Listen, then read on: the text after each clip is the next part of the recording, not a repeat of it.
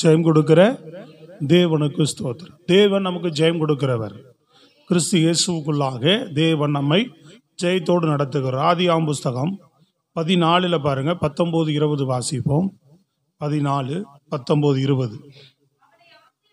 அவனை ஆசீர்வதித்து வானத்தையும் பூமியையும் உடையவராகிய உன்னதமான தேவனுடைய ஆசீர்வாதம் ஆபிரகாமுக்கு உண்டாவதாக. உன் சத்துருக்களை உன் கையில் ஒப்பு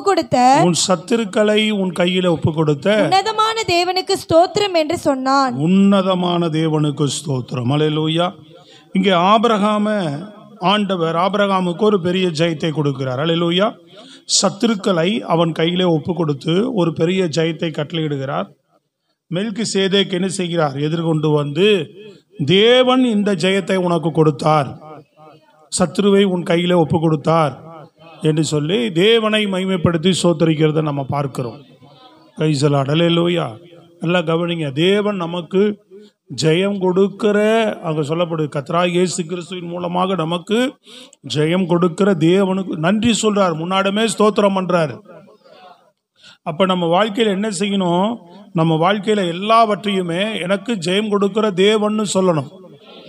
ஜெயம் எடுத்ததுக்கு அப்புறமா ஆண்டவருக்கு நன்றி சொல்லணும். ஜெயத்துக்கு முன்னாடி எனக்கு ஆண்டவர் நிச்சயமா என்ன செய்வார்? ஜெயம் கொடுப்பார். அப்போ ஒரு ஜெயத்துக்கு ஒரு முன்னாடி நமக்கு தேவைப்படுகிற ஒரு காரியம் அப்படின்னு பாத்தீங்கன்னா விசுவாசம். ஆபிரகாம் என்ன இருந்தது? ஆபிரகாம் எப்படிப்பட்டவர்? அவர் விசுவாச வீரர். லோத் எப்படிப்பட்டவர்? விசுவாசம் இல்லாதவன். அல்லேலூயா. அதனால அவனுக்கு ஜெயம் இல்லை. ஆனா ஆபிரகாம் என்ன செய்யறாரு? ஒரு விசுவாச வீரரா இருந்ததினாலே ஜெயம் எடுக்கிறத நம்ம பார்க்கிறோம். Praise God. அல்லேலூயா.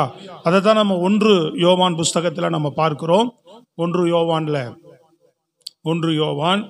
5